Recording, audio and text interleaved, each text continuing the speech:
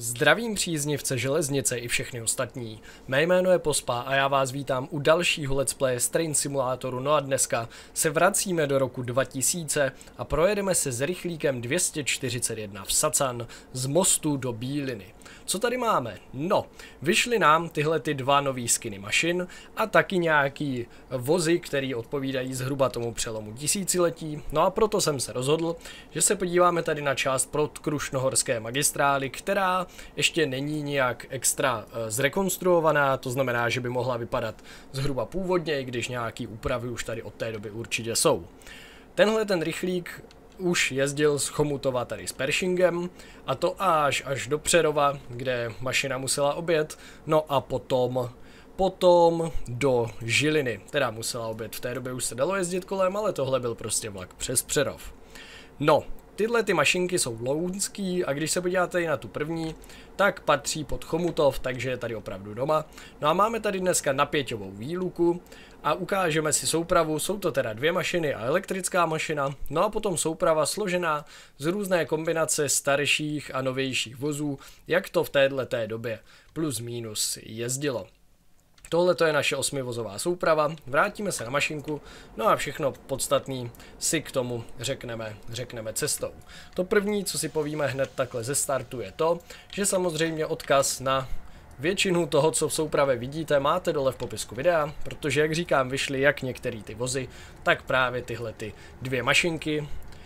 No a jejich autory jsou Erik Triandafilu a Václav Batěk, myslím, takže díky moc za tuhletu super práci. V čele máme nulku, to znamená elektrický topení, což je jako hrozně fajn, jenomže když zatím máme trojku, tak tady máte sice topnou spojku, ale ta trojka, ta už tu topnou spojku nemá, takže to tady těch 10 minut cesty nebo 15 se bude muset zvládnout i bez napájení celé téhleté, myslím si docela kravské soupravy, když na tehdejší dobu to asi zas takový extrém není. No, co jsem ještě chtěl říct na úvod. Máme tady teda na pěťovku, kousíček to jelo s elektrikou z Chomutova do mostu a tady už to zase bereme v dýzlech. No a musíme si tedy říct, jak to tady v té době vypadalo a jak ty rychlíky mohly nebo nemohly jezdit. V téhleté době totiž ještě nebyl u klášterce ten styk těch soustav, to znamená, že byl stejnosměr, pak byla díra a pak teprve byla střídavina. Výsledek je teda takovej, když se na to podíváme ze strany od Chebu, že z Chebu do Karlových Varů ten vlak dovezl plecháč, potom, teď přemýšlím, co tam bylo pravidelně, jestli 750, na některých potom o rok později, co jsem se díval, i nějaký Berty, ale to nic nemění na faktu, že zkrátka Karlovy Vary Chomutov se jezdilo ještě v nezávislé trakci, no a z Chomutova už to mohla brát stejnosměrka a valit s tím třeba klidně až do té Žiliny. Tak, jdem to pomalu rozjíždět na 80, opouštíme most, ta kolej po pravé straně, tak to je kolej do Obrnic. Kdo viděl seriál Most, tak určitě ví, jaký sídliště je tady někde po naší pravé ruce, zhruba v těchto místech. No a my pokračujeme dál a ještě vlastně jedna věc, kterou jsem chtěl říct, je ta, že je to první video z nové verze Train Simulator Classic 2024, myslím se to jmenuje. Je tady pár nějakých úprav, někdo psal o záři návěstidel, tady jsem to teď neměl čas vnímat, ale taky jsem si toho všiml, že jakoby větší záře návěstidla se vám načte až víc před vlakem, ale to budeme pozorovat, jestli to tak opravdu je pořád. Každopádně mám pocit, že to jede trošku plynuleji a že zkrátka FPS-kově jsme si malinko polepšili, ale to je asi jak kdy, jak kde, ale myslím, že je to fajn a že to šlape krásně, nádherně plynule. Teď jsem to trochu přechválil při tom pohledu zvenku. Tohle je naše souprava dnešní. Tak jo, tak pojďme svištět tady touhletou nádhernou krajinou. Myslím si, že tady tenhle ten úsek Most Bílina je fakt super. Nejenom proto, že je tady ta trojkolejka a tak dále, ale zkrátka i z hlediska těch kopců, o kterých už jsme se tady taky víckrát bavili, ať už je to tady Zlatník nebo další kopce, co budou potom. Železnický vrch a nepamatuju si všechny ty názvy. Nejznámější je pak Bořeň a ten je někde až dál. Minule jsem se na to důkladně připravoval a všechny ty kopce jsem vám pojmenoval. Dneska už mi z toho zůstaly jenom ty názvy, ale asi si nebudu pamatovat, kde je který kopec.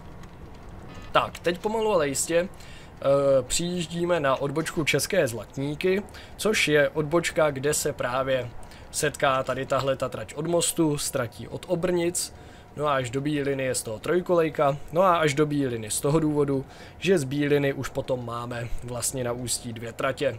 To znamená, jak ta, po které pojedeme. No, my nepojedeme, protože dál než do Bíliny jet nemůžeme, tam už potom začíná koridor, to už by bylo příliš nevěrohodný. Tak, teď to vidíte, jak se to návěstidlo rožlo až víc před náma. Tak to je asi jediná chyba, kterou si uvědomuju, a nejsem sám, i se to řešilo u více lidí, tak kterou si uvědomuju po tom updateu.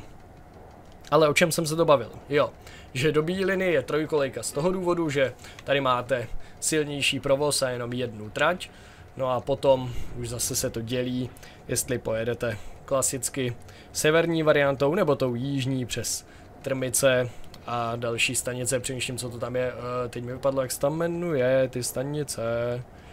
Třeba si vzpomenu časem, co tam je za ty známý stanice.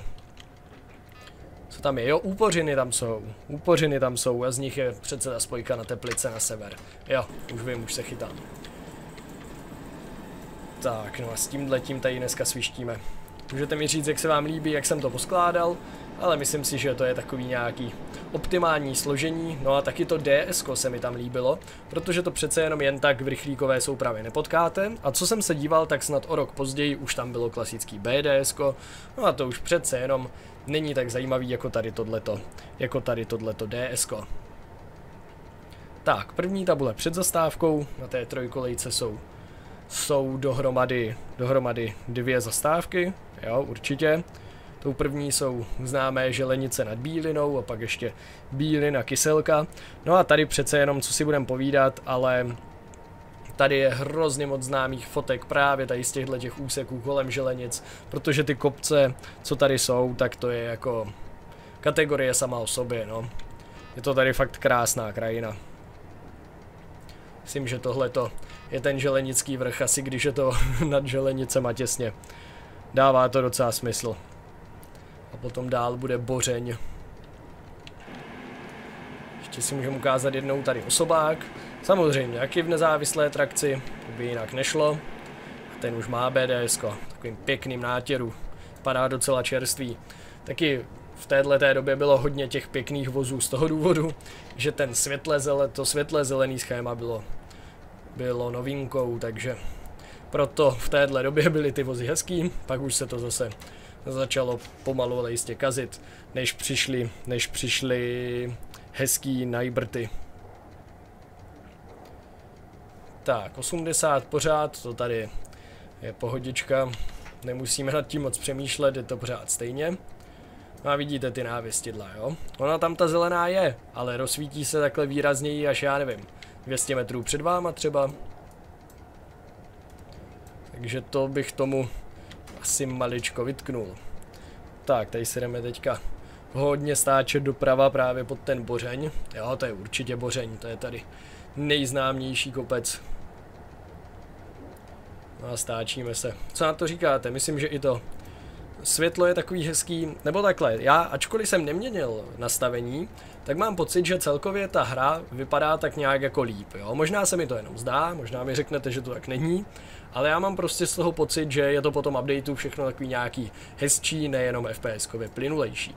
No každopádně, ať na to nezapomenu, protože za chvíli se přiblížíme do Bíliny, když ještě kousek, ale aby to video dřív neskončilo, než se na to vzpomenu. Už asi 2 měsíce jsem se zase nevěnoval novým členům a proto bych tady teďka chtěl poděkovat novým vláčkařům, kterými jsou Kumsta Ondřej, Jan Nejedlo mladší, Simviv Trojan, Mr. Pánek, Bedřich Beníček, Filip CZ, Kubík, Lukáš Kutálek, Petr Žalman, Miroslav Vojtíšek a na závěr tu mám upgrade Petr Sally, který už asi členem byl a teď je z něj super vláčkař, takže díky moc za podporu všem zmíněným. Fakt krásná krajina a krásné mašiny, to se taky musí uznat. Tady tahle ta 80 se mi asi líbí malinko víc z toho důvodu, že má takovou správnou provozní patinu. Ta 90 je taková až příliš pěkná. Tak, hezky na 80, to by tak nějak šlo. No a tady už se blížíme, je to poslední stanoviště autobloku, je. No a to taky znamená, že na vjezdu budeme mít výstrahu. No jak jinak, když tam budeme odvěšovat ty mašinky čelní. A na té prostřední koleji se tady něco děje. Hektar s pracovním vlakem. Nazdar, dráteníci tu něco kutí, dobře, není problém. Tak, tohleto je teda zastávka Bílina Kyselka. Tady teďka na vjezdu do Bíliny pojedeme někde podél toho stadionu, ne, to si pamatuju, jo. Máte dráhu a všechno. Tak, no a my to asi dáme pomalu do výběhu a budeme přijíždět do cíle.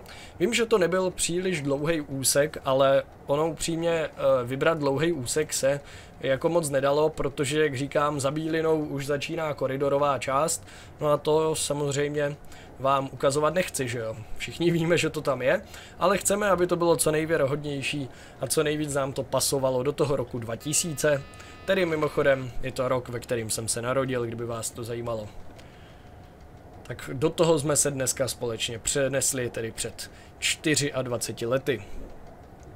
Teď už tady máme cílovou rovinku a perony v Bílině, kam se celá ta souprava vleze. To problém není, ale je potřeba zastavit až dost ke konci peronu. Není potřeba zas nějak extrémně, že bychom to museli o 2 mašiny přetahovat, nebo dokonce o 3. To ne, ale za jedna konec musíme. Vlevo dvojička banglí s nějakým šestikolákem, už připravená na přejetí toho beznapěťového úseku. No a my zastavujeme v naší dnešní cílové stanici. Tak, ještě kousek. Takhle by nám to ještě určitě nevyšlo. Takhle by nám to taky ještě nevyšlo, ale takhle nějak si myslím, že by nám to už vyšlo. Každopádně my to vezmeme fakt až poctivě nakonec. Výhoda zastavování na konci je ta, že můžete zastavit na konci tak nějak plus, no minus moc ne, spíš plus x metrů, když máte 3 mašiny, to už je docela jako hodně, že jo. Tak, zastavili jsme pěkně a takhle by nám to mělo vyjít, vyšlo nám to úplně akorát. Každopádně dojeli jsme do cíle a to bude pro dnešní video všechno. Ještě nakonec si můžeme ukázat tu soupravu, když jsem říkal topná spojka a celkově je to trošku takový olezlejší. Tady to je klasická trojka, parní topení, no a v trochu hezčím stavu. Tady to není nový skin, to je prostě 162, která si myslím, že by taky mohla plus minus té době odpovídat. No a potom taková nakombinovaná souprava s Ačkem. Tady tyhle ty vozy právě, ty tmavě zelený, tak ty jsou 100% z toho nového balíku. U těch klasicky už světle zelených si nejsem jistý, tam možná jo a možná ne. Tady to DSko je taky parádní. No a tady je důležitý si k němu říct, tady to brněnský DSko, já myslím, že je to právě ta 86, když se podíváte. Tak ono má revizi 26. května 11. A ono fakt ještě kolem toho roku 2012 v Brně jezdilo. A viděl jsem nějakou fotku, ze které jsem byl docela překvapený, že tohleto tmavý DSko se na rychlíku na Jihlavu potkalo už s katrem 750-700 něco. Tak to jsem se docela divil, přišlo mi to jako 2 naprosto odlišné generace, ale skutečně se v počátcích katrů a posledních rocích tady tohodle tmavě zeleného DSka mohli takhle společně potkat. Odkaz tedy v popisku videa, jak na modely, tak na mapu. Ode mě je to pro dnešek všechno, mějte se krásně a čau čau.